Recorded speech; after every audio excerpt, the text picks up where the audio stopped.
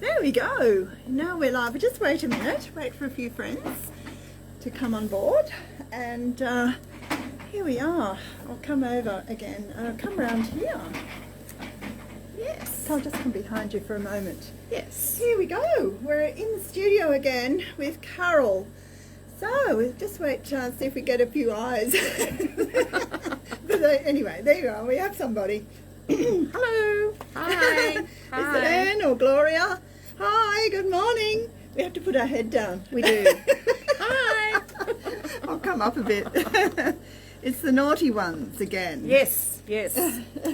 We've also got Audrey here as well. Yes. How old's Audrey? Audrey's my 3.5-year-old granddaughter, and she's come to help me today. And can I just turn that round? Yes. There she is. Can you smile, Audrey? Say Is hi. she in there? There she is. Hi. Hello.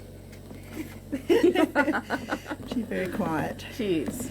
She's All a right. quiet little helper. So, Carole, what are you going to do for us today? Well, today I'm going to make a fish. But before I do that, I'm just going to show you that this is, if you happen to join me on Monday. Don't cook your hand. No, I won't. If you happen to join me on Monday, just don't you cook your hand. That's the bead that I made. And this bead can now be a pendant, or it can be put onto a piece of leather or a chain and worn as just a single bead around the neck. So it's become either a necklace or a pendant. And a pendant is just where I can pop a bail into it, and then you can just hang it around the neck. You're talking another language now. What's a bail? Yes, a bail is a hanger. Oh, okay. A bail is like the little top bit that you put the necklace through. Okay. And so that's an ivory and sky blue bead, which is multicoloured and poked and twisted. Poked and twisted. Poked and twisted. That's those little twists. That's right. Okay, it's beautiful. It's really lovely to see thank something you. that's gone from this into that. Exactly. Something so beautiful. That's right. Okay. So today I'm going to make a fish bead. So there are several processes in making a fish bead, and you'll get to see what it looks like when it's finished. So I'm going to start with a transparent glass.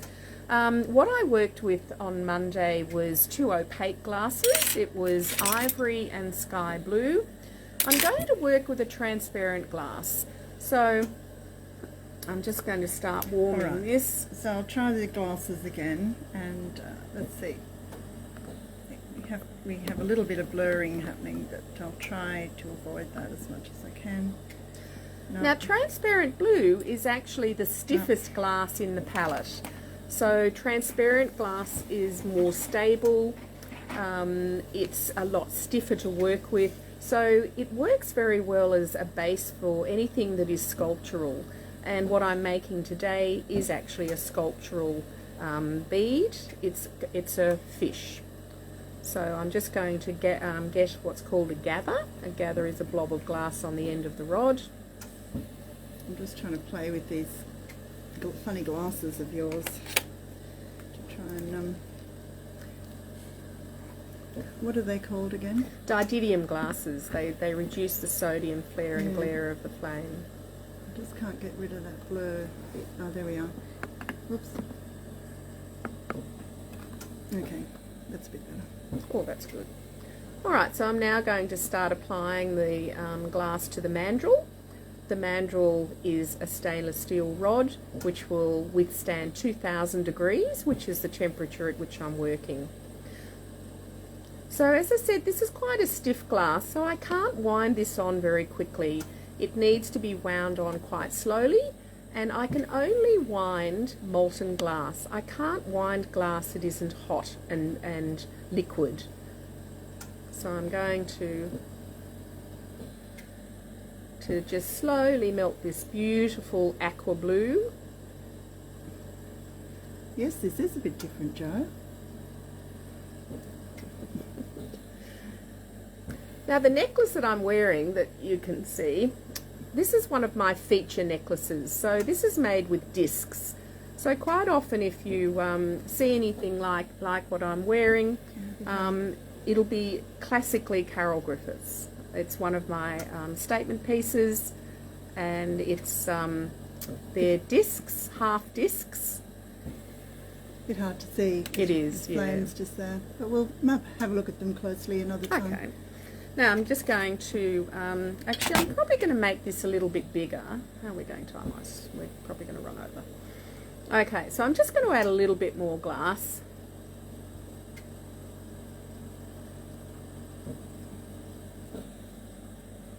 We're a bit late starting, so. Okay, so I'm now going to melt this into a round bead. So you can start off with sort of any shape. As you can see, that's a little bit irregular. It's simply the manner in which I've wound it on. So I can now apply 2000 degrees to that, and what I'm looking to do is to get a core heat. So a core heat is when all of the glass is 2000 degrees, and that being the case, all of those molecules will move at the same rate. So I'm just going to slowly turn and heat all of this glass.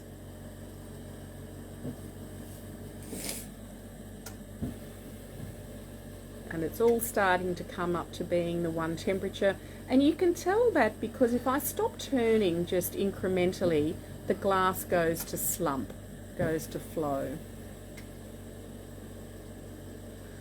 Okay, so I've got myself on round, it's called, so that's when the bead is a round bead, and I'm just going to let that set up. So setting up means that you bring it out of the flame and you just allow the glass to get what's called a skin. So the outer surface is cooling down, but it is still 2000 degrees. You would never want to touch it.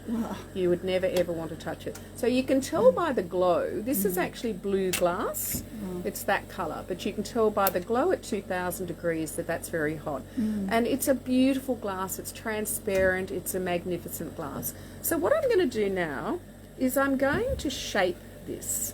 So I'm going to shape it in the shape of a fish body.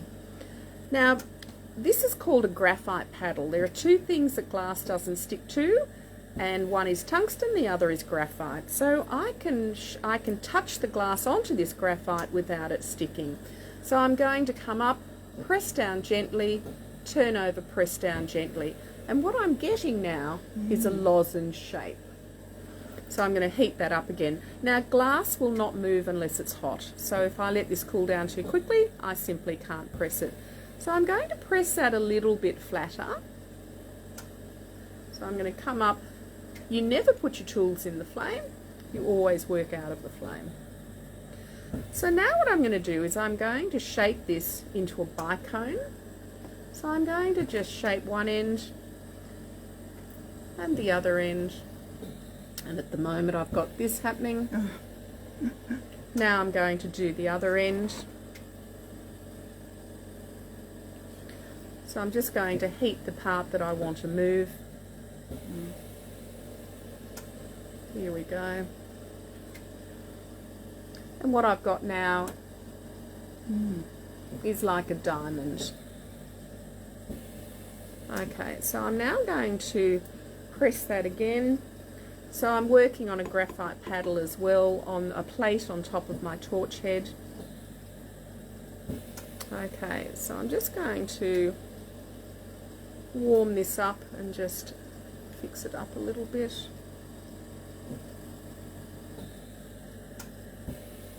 You don't need to wear gloves, no.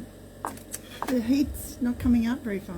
No, the heat transference is literally very limited. It's a very small area where there's heat.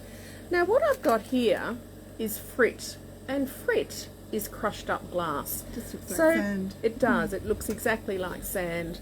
And what I'm going to do is I'm going to dip this into the frit because I want to create an effect of fish scales on my bead. So what I've done is I've just coated that in the frit.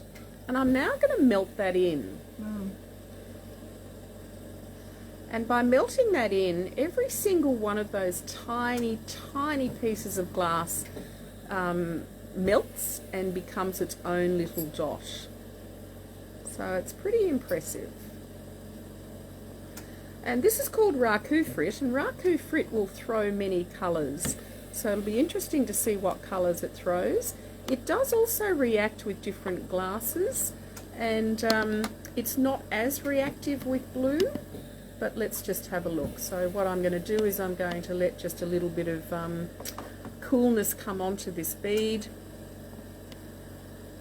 and you'll see that the frit has melted in. It just blurs a bit. Yeah. There we are. Yeah. Cool. So I'm going to flash it again in the flame because the raku frit likes to be heated and cooled and heated and cooled.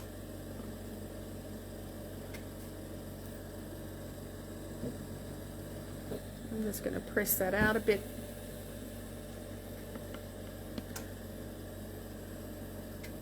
So you're probably looking at that going, I cannot see a fish yet. And no, neither can I, but wait, there's more, there's more. Okay, so I'm starting to get a little bit of colour with the raku frit. Starting a bit green.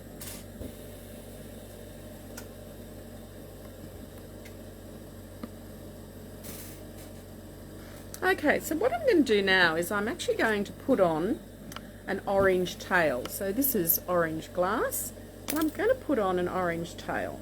Ooh, what happened then? Won't worry about that. So I'm going to melt just a blob of glass, and I'm going to put on a dot, big juicy dot.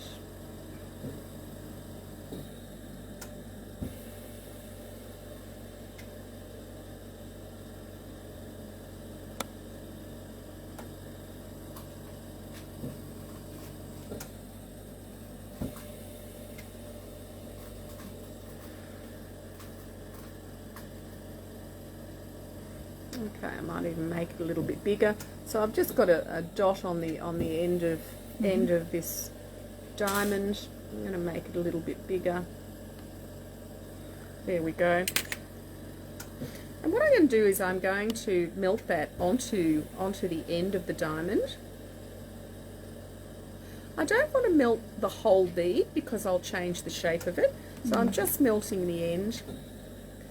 And I'm tipping it up and down because I want to keep that that dot quite large. If I were to melt it holding it upright, it would slump onto the rest of the bead. And now what I'm going to do is I'm going to come in, I'm going to press out like so, thus making the tail on the fish. Oh, beautiful. So this will be orange, but orange goes black when it's hot. So it will be this colour when it's finished, but at the moment it's quite dark looking. Okay, so now what I'm going to do is, fish have lips. Well, these fish will have lips. I'm in trouble with this glasses. And I'm going to use orange for the lips, because the orange and red will be a lovely contrast for our fish. And I'm just going to put a dot on the end here. And again, I'm going to hold this downwards because I don't want the dot to melt onto the base there. And I'm going to get a tool here which has a sharp edge on it, and I'm going to cut in the mouth, and the mouth is going to look like this. See? Fish lips. Fish lips. We call this the Angélie Jolie fish lips. This is Angélie Jolie. Don't make me laugh. So I'm going to come back in and heat my whole bead, because with soft glass you can really only be about 1.5 minutes out of the flame. So I'm just going to give it a core heat. And of course fish have eyes, so we're going to do fish eyes. So fish eyes, I'm going to do a dot, and I'm going to do a dot. And with fish eyes, I like to flatten each one. So I've got this lovely brass tool here, in care of a very famous glass artist in America, Lauren Stump. And I've flattened the eyes, Okay. but they just look like white blobs at the moment, so I'm yeah. going to give the fish a pupil so he Wow. can see what he's doing, because he wants to go and catch more fish to eat, just little fish. Mm. And Audrey's interested in that. Okay, so at the moment I've got little fish eyes. Oh my gosh. So I'm just going to flatten that fish eye as well, like so. Mm. Oh, how beautiful. And our little fish has quite a little bit of character. Oh my goodness, that is So I'm now lovely. going to heat this whole thing again, because I can tell by the colour of it that it's cooling down. Yeah. So we don't want to lose the fish. If glass cools down, it's called thermal shocking, Yeah. and it'll crack. It's Oh, as simple really? as that. Yeah. Yes. And that's why you put it in the oven over Yes, in the annealing kiln. Yes. there. Wow. How cool is that? In a great way. It's actually hot. Wow.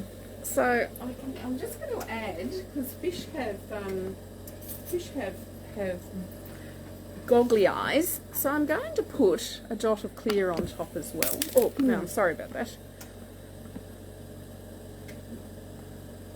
Oh, go away, Shine.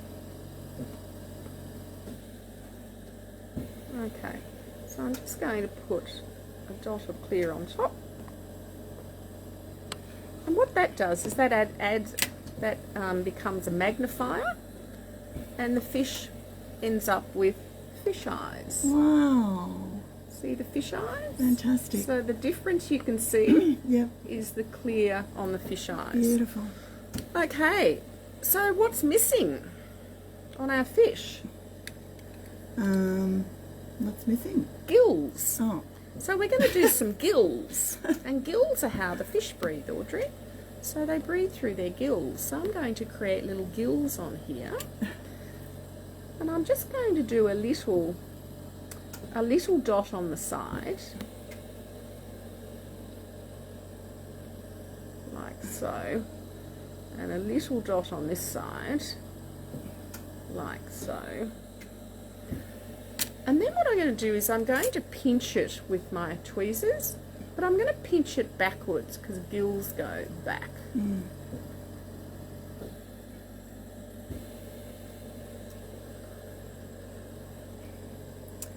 Oh, fantastic. That is gorgeous. Can you see those little gills? Yeah, that's so beautiful. Okay.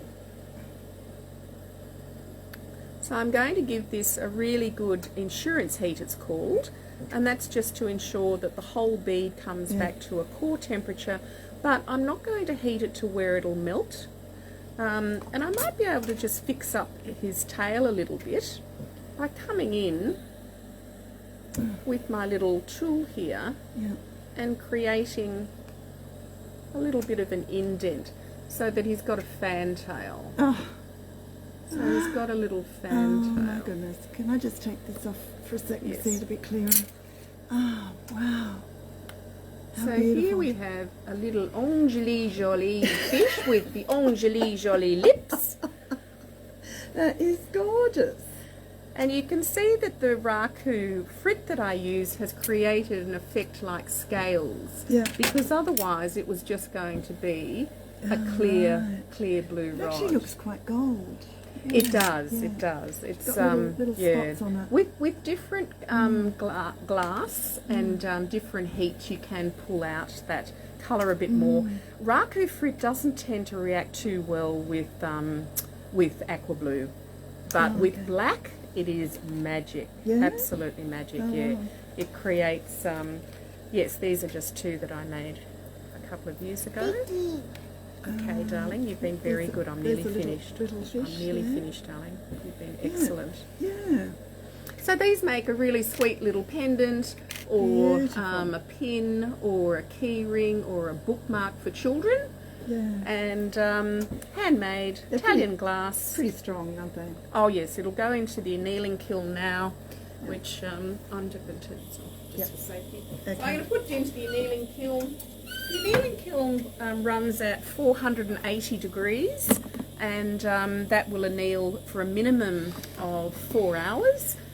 Which is what's required for soft glass, and then I'll turn it off and it ramps down very, very slowly, and I'll come in tomorrow and we will have a gorgeous little fish. That's fantastic. With Angeli Jolie lips. And thank you very much for watching. I hope you enjoyed it. And it's brilliant. see you again. Thank you, Carole. Bye. Bye.